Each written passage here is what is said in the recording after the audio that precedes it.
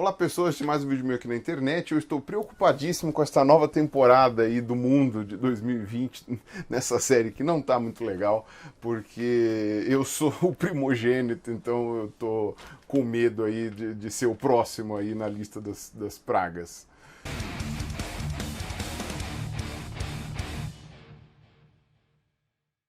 Pois é, gente, para quem viu a minha última live, está sabendo aí que eu tô com um ritmo reduzido de gravação de vídeos, por uma questão não só de estafa mental, como também de tempo, porque eu tô querendo me dedicar mais a vídeos elaborados do que a quantidade de vídeos, né? Porque eu tô com mais vontade de fazer vídeos elaborados, que demoram muito e não giram o algoritmo do YouTube. Então o meu canal, infelizmente, vai ter que ficar parado por um tempo, até eu conseguir fazer meus vídeos.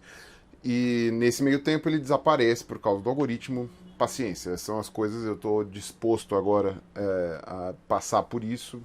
Infelizmente, aí depois, quando eu lançar os vídeos, eu vou ter que contar muito com a ajuda de vocês para ressuscitar o canal e o ritmo. De vez em nunca, talvez eu faça uma live, ou moto maldito. E até o Henry Bugalho gravou um vídeo me dando apoio, fiquei muito feliz, fiquei muito emocionado, já falei com o Henry, talvez depois eu faça um agradecimento mais adequado. E o Ferrez também, cara, fiquei bem surpreso, isso daí realmente foi... Quer dizer, fiquei surpreso com o do Henry também, mas do Ferrez eu não esperava, né, porque pelo menos o Henry é uma pessoa que eu já tinha algum contato, né. Então, fiquei bastante surpreso e bastante tocado por essas demonstrações aí, inclusive de todos vocês, fizeram demonstrações muito bonitas, inclusive em comentários e tal. Eu printei alguns deles, né, para arquivo, né, um dia depois, qualquer coisa, eu coloque eles aqui para agradecer mais efusivamente. Mas enfim, vamos falar do nosso vídeo. Parece que o mundo está enlouquecendo, porque esse ano não deu descanso, né? Então você teve, eu vou esquecer inclusive algumas tragédias, mas vou lembrar de algumas. A mais clara e óbvia é a pandemia do novo coronavírus aí, do SARS-CoV-2, né, que causa a Covid-19. Dispensa apresentações, quarentenas, etc., mundo inteiro. Você teve, não lembro agora se foi em março ou abril, acho que foi em abril, que teve a erupção do Anak Krakatoa, né, lá na Indonésia. Você teve agora a nuvem de gafanhotos, que passou ali pela Argentina, estava para chegar aqui no Brasil, mas só que aparentemente pegou só uma parte ali da fronteira e desviou para o Uruguai, né, a nuvem de gafanhotos. E agora uma super nuvem de areia, né, uma super tempestade de areia que está chegando aqui no Brasil, que já está cobrindo o céu lá do Caribe, enfim, que está vindo do Saara, né, está vindo do norte da África ali, como se fosse ali enfim, mais uma trombeta do apocalipse. Que na verdade não, né? O pessoal faz as comparações brincando aí com as pragas do Egito, né? Do Êxodo da Bíblia lá, né? Porque, enfim, queriam que o faraó liberasse os judeus e tal. E eram 10 pragas. Curiosamente, entre elas estava uma em que o céu ficava preto. Tá? Não é o caso exatamente da questão da nuvem do Saara aí, mas é análogo, né? Porque a atmosfera fica turva mesmo, né? Podendo causar inclusive problemas respiratórios para quem tem sensibilidade. Você teve aí nuvem de gafanhotos, né, uma das pragas muito bem conhecidas, né, e não fala sobre coronavírus, mas fala sobre pústulas, enfim, coisas que deixariam as pessoas doentes e tal. Não achei que falasse sobre vulcanismo nas pragas do Egito. Só que são as últimas pragas, né, são as últimas, e aí eu acho que a próxima de fato era dos primogênitos, né, que matava todos os primogênitos, né, seria a 10ª. Então estão faltando aí as 7 primeiras, né, e ainda inventaram de lambuja uma aí, que é a do vulcão em erupção. Bom, nada disso é sinal de fim do mundo nenhum. Tá? Com relação ao coronavírus, já conversamos exaustivamente sobre isso várias vezes, então não preciso ficar falando que o coronavírus é mais uma variedade dos coronavírus, né, que se não me engano agora já são 8 conhecidos, que, enfim, geram uma série de problemas aí, e estamos já controlando essa pandemia, pelo menos nos países em que tomaram as atitudes corretas. Em outros vai demorar mais para controlar, mas o fato é que em algum momento vai passar. Dispensa apresentações falar disso então. No que diz respeito ao vulcão, o Anak Krakatoa, eu já tinha feito um vídeo explicando em detalhe a questão do Krakatoa, como é que surgiu a ilha Anak Krakatoa, que na verdade em Indonésia é Anak Krakatau, que foi derivado daquela explosão do Krakatoa lá no final do século XIX. Enfim, em 2018 tinha tido essa erupção gigantesca que matou bastante gente, matou acho que, não sei, mais de 200. Teve até aquela cena famosa, né, do pessoal que estava no noivado lá num casamento cantando, e aí o tsunami que foi gerado, né, porque a explosão do vulcão acabou fazendo um deslizamento para dentro do mar, e isso acabou gerando uma onda gigantesca que pegou ali pela parte de trás ali os cantores que estavam ali animando a festa, enfim, morreu um monte de gente, foi uma coisa bem trágica. Essa erupção agora de 2020 não foi nem de perto comparável com a de 2018 no que diz respeito a tragédias. Né? Foi uma explosão, até onde eu vi, até mais fraca do que a de 2018. E o Krakatoa, ele está ativo. Essa que é a questão. Ele é um dos muitos vulcões ativos da região da Indonésia. Muitos vulcões ativos. Aquilo lá é o Círculo de Fogo, né? Aquela parte ali em volta da placa do Pacífico, né? Da placa tectônica. Então lá é uma região que vai ter muitos vulcões, muito vulcanismo, algo que acontece sempre, óbvio que não deve ser banalizado, e só que dessa vez, inclusive, não houve vítimas fatais, que a gente saiba, porque não teve maremoto, não teve deslizamentos, foi uma erupção muito forte, gerou uma nuvem de poeira, tal, isso daí, geralmente também você tem problemas vinculados a isso, mas não foi nada tão grave assim, né? Foi a maior erupção desde 2018. Mas ele faz pequenas erupçõezinhas de tempos em tempos, então quer dizer, pode ser que o Krakatoa seja um problemão em algum momento, pode ser, como já foi da primeira erupção, ou que nem outros vulcões que já aconteceu, como o Pinatubo, por exemplo, que foi uma erupção monstruosamente horrível, né? Mas a gente, por enquanto, não foi uma praga do fim do mundo, uma coisa assim. Aliás, esqueci de falar, acabei de ver que teve também um terremoto no México hoje. Acho que teve outro terremoto também ali na região das Filipinas no mês passado. Gente, terremoto tem todo ano. No México foi um pouco mais forte esse ano também aí, pelo que eu tô vendo. Mas tem a ver também com a acomodação das placas tectônicas, como eu falei, todo mundo que bordeia a placa do Pacífico acaba tendo esses problemas, né?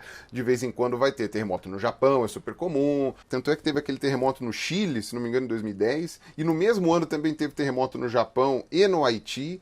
Então essas coisas acontecem também com alguma frequência. Não é para minimizar a tragédia, mas não foi nada impossível de explicar ou fora do normal. Enxame de gafanhotos, nuvens de gafanhotos. Vamos agora para outra praga que está acontecendo. Agora esse mês, mais para o final de junho, aí aconteceu essa nuvem de gafanhotos que veio aqui para o Brasil. Só que as pessoas acabam esquecendo que já 2 meses atrás, eu acho, abril ou maio também, você estava tendo uma praga de gafanhotos também, umas nuvens enormes de gafanhotos lá na África. Né? Não sei agora se na Península Arábica e na Ásia também, mas eu lembro de ter visto com muita clareza na África essas ondas de gafanhotos também que estavam acontecendo. É muito grave, porque eles consomem plantações inteiras, são milhões, assim, é uma coisa que não dá nem para acreditar a quantidade enorme de bichos. São os bichos desse tamanho, então não são bichos tão pequenos assim, e eles consomem várias vezes o peso deles em comida por dia. Então eles conseguem em poucas horas destruir lavouras inteiras. Então isso é um problema, ainda mais em países mais pobres, né, em que você já tem às vezes uma dificuldade de alimentar a população, ou de fazer essa comida chegar na população. Então lá na África, vários países que passaram por isso vão ter esse problema mais agravado. O gênero desse gafanhoto aí que geram as nuvens todas aí é o Esquistocerca, e no caso do Brasil é o Esquistocerca cancellata, que é uma espécie mais sul-americana, e lá na África é o Esquistocerca gregária. Como o Hugo Fernandes, que é professor da Estadual do Ceará, que é amigo nosso aqui do Science Vlogs, etc. No caso, o canal dele no YouTube não é tão ativo, ele está aproveitando mais o Instagram para fazer divulgação científica, e ele está fazendo isso extremamente bem, de fato. A gente fez um vídeo no Blablalogia conversando com o Hugo, tal, foi muito legal, principalmente na parte ambiental, ele é professor de zoologia, então foi algo muito enriquecedor. E também já fiz uma live com ele lá no Instagram e tal, enfim, talvez eu faça uma live com ele aqui quando as coisas se normalizarem para minha vida, mas no fim das contas o Hugo fez uma explicação lá sobre os gafanhotos. Eu vou deixar algumas fontes aqui embaixo também, algumas fontes primárias daquilo que o Hugo falou. Mas basicamente esses gafanhotos eles não são primordialmente gregários, eles são animais solitários, e só que em determinados momentos, quando você tem uma explosão de indivíduos, uma explosão populacional, alguns hormônios são ativados nesses gafanhotos em crescimento, né? Isso daí começa então numa fase não adulta. Isso faz com que eles até mudem de cor, eles ficam com uma coloração mais cor de areia, assim, um pouco mais amarronzada. Quando eles estão na fase solteira, entre aspas, eles ficam verdes, e aí eles mudam de cor quando eles estão na fase mais gregária, e aí eles mudam de comportamento. Por causa dessa mudança hormonal, a mudança de comportamento faz com que eles fiquem gregários e passem a formar essas nuvens, esses enxames. O que pode gerar isso daí? Geralmente acontece quando você tem uma época de chuvas muito abundante. Isso faz com que haja com que praticamente todos os ovos que foram colocados na estação anterior sejam eclodidos, e aí você acaba tendo um boom populacional, e eles têm que comer, e aí eles começam a voar para achar outros lugares para comer, gerando toda essa destruição. Não é novidade isso. Aliás, não é novidade na África, tanto é que você tem a história bíblica, né, que não foi baseada, não foi tirada do nada, né, isso era uma coisa que acontecia com frequência, ou alguma frequência lá na África, acontece até hoje, sempre aconteceu, e aqui na América do Sul também, e outros lugares também. Tem histórico de algumas nuvens de gafanhotos que chegaram até a Escócia, sabe, não é comum, mas acontece. E a gente tem algumas evidências de que em períodos mais quentes, em que você tem aquela questão da água que a atmosfera consegue reter. Então, quando você tem um período mais quente, a atmosfera retém mais água. Isso quer dizer que ela demora mais para condensar, formar as nuvens. Então, você fica com um período mais seco, prolongado. E aí, quando cai a chuva, ela cai tudo de uma vez. Então, você gera uma tempestade mais forte. Então, tudo isso daí agregado faz com que você fique com um período de seca mais longo e uma chuva condensada de uma vez só. Quando você tem um período um pouco mais frio, o que acontece? Chove com mais frequência e várias chuvícolas. Isso faz com que os gafanhotos, cujos ovos eclodem na época úmida, né, na época de chuva, quando chove, com que eles não eclodam todos de uma vez. Eles vão eclodindo aos pouquinhos, eles vão nascendo aos pouquinhos, e não rola toda essa chuva hormonal aí deles para eles mudarem de solitário para gregário, e a coisa fica na maciota, não tem tantas coisas assim. Quando você junta essa coisa de grandes tempestades acontecendo de uma vez só, você acaba tendo ali essa ocorrência. Essa é a explicação mais plausível para isso, a gente tem muitas evidências com relação a isso, mas obviamente podem ter outros fatores aí que eu não sei dizer porque não estava nas fontes que eu consultei. Tem até um trabalho que eu achei aqui, falando sobre um enxame de gafanhotos, uma nuvem de gafanhotos, em 1877 e 1878, né? Então faz um tempo, faz mais de 100 anos, né? Bem mais de 100 anos, relacionado com um mega El Niño que tinha acontecido naquele momento, naquele ano, tá? No ano anterior, na verdade, em 1876, lá perto da Costa Rica. Na verdade, o El Niño uma oscilação decadal do Pacífico, né? Então é um fenômeno de interação oceano-atmosfera. Então seria uma coisa derivada, no caso da Costa Rica, para o lado da costa do Pacífico. E esse El Niño teria sido muito forte. O El Niño, quando ele é muito forte, ele esquenta, e esse aquecimento que ele teria gerado teria mexido em alguma coisa, talvez na Colômbia, talvez no México, não sei, eu sei que acabou impactando na Costa Rica. Vou deixar o artigo aqui embaixo para vocês verem.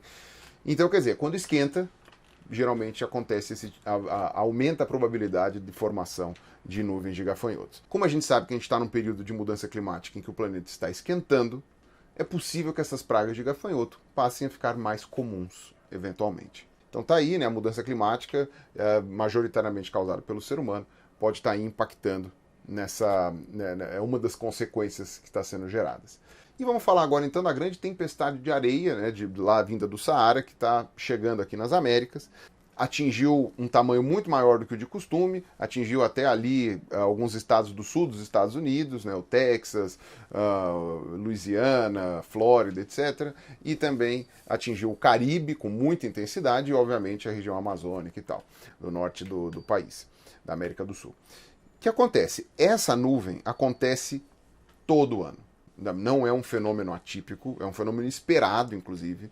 Tanto é que alguns nutrientes que tornam o solo amazônico rico e vêm justamente desse transporte de areia lá do Saara até a América do Sul, seguindo os ventos que acontecem nessa época do ano, né? Então, enfim, fim do outono, começo do inverno, no caso aqui no hemisfério sul, né? A questão é, por que esse ano ele está mais forte? Qual que é a explicação normal para esse fenômeno? É que você tem nessa época do ano muitos ventos ali no deserto do Saara, esses ventos acabam colocando esse material arenoso em suspensão, essas partículas, como elas são muito leves, elas são levadas para partes mais altas da atmosfera, eles são transportados por correntes de ar mais quente e secas, você tem uma barreira no sul do Saara que é de floresta, né? No norte também você tem as montanhas da Atlas, você tem uma questão ali geográfica que também impede o avanço muito grande da areia, e você tem toda aquela costa do Atlântico, que o Saara vai direto para lá, você não tem uma área de proteção ali naquele canto, então a areia vai direto lá, não tem por onde segurar. Então você tem um corredor ali, né, no sul por floresta, em cima por montanha e pela Europa, então acaba levando tudo para o oeste e chegando até as Américas. Esse ano, aparentemente, o que aconteceu? O resultado das chuvas que aconteceram ali na região, tanto do Golfo da Guiné, como na região da Etiópia, ali, Sudão do Sul, tal, toda a parte sul ali do Saara, essas tempestades, por causa dos ventos e etc., acabaram gerando um levantamento de muita areia lá do Saara, aliado ao levantamento de areia do Saara, que já é comum nessa época do ano, então vai a suspensão de areia normal já dos ventos do Saara nessa época do ano. Mas essa suspensão de areia vinda por causa dessas tempestades que aconteceram. E o que acontece? Os ventos que vêm do leste, lá da África, lá da Península Arábica, toda aquela parte ali, e que vão para o oeste, que geralmente levam essa poeira toda, essa areia toda para a América do Sul, no começo de junho, até metade de junho, assim, eles estavam muito fracos. Eles não estavam acontecendo.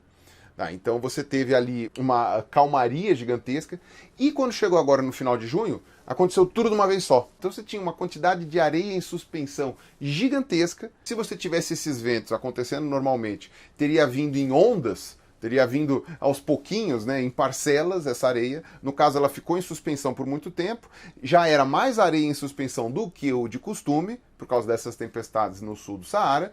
E aí, quando você teve esses ventos chegando no final de junho, chegou tudo de uma vez e levou toda essa areia que estava lá acumulada toda de uma vez, gerando aí essa nuvem enorme que no Caribe já está tampando o sol. No sul dos Estados Unidos lá está gerando um problema bem grave, como eu falei, você tem a questão respiratória e tal. E na América do Sul, então, tá rolando também no norte, como sempre rolou, só que com maior intensidade. Então você tem também uma coisa relacionada com o clima ali, que pode ser também a mesma coisa que gerou a nuvem de gafanhotos lá na África, né, o enxame gigantesco, que é essa questão de um período seco muito mais prolongado, que foi seguido de uma chuva muito forte, chuvas muito fortes. Então você vê aí dois fenômenos correlacionados que podem ter tudo a ver aí com a mudança climática que a gente está observando nesse século, né? E principalmente acentuada nos últimos 30 anos. Então você tem aí esses três fenômenos, não são o fim do mundo, não são as trombetas do apocalipse, não tem muito a ver também com o que está descrito lá no Êxodo da Bíblia e etc. Não são fenômenos raros, são fenômenos que aconteceram com uma intensidade maior esse ano, provavelmente por causa dos mesmos fatores de mudança climática. E no caso do vulcão, não tem essa relação com a mudança climática, mas também não foi aquela erupção do fim do mundo que poderia gerar impactos tão gigantescos. E se vocês quiserem saber mais sobre a explosão do Krakatoa de 2018 e aquela que aconteceu há mais de 100 anos, aí vocês dão uma olhada naquele meu vídeo de 2018. E enfim, tá acontecendo muita merda esse ano. Se preparem que talvez possa acontecer mais alguma no mês que vem. Mas fiquem em casa, pelo menos por enquanto ainda precisa, tá certo? Então é isso aí, um abraço para vocês e falou!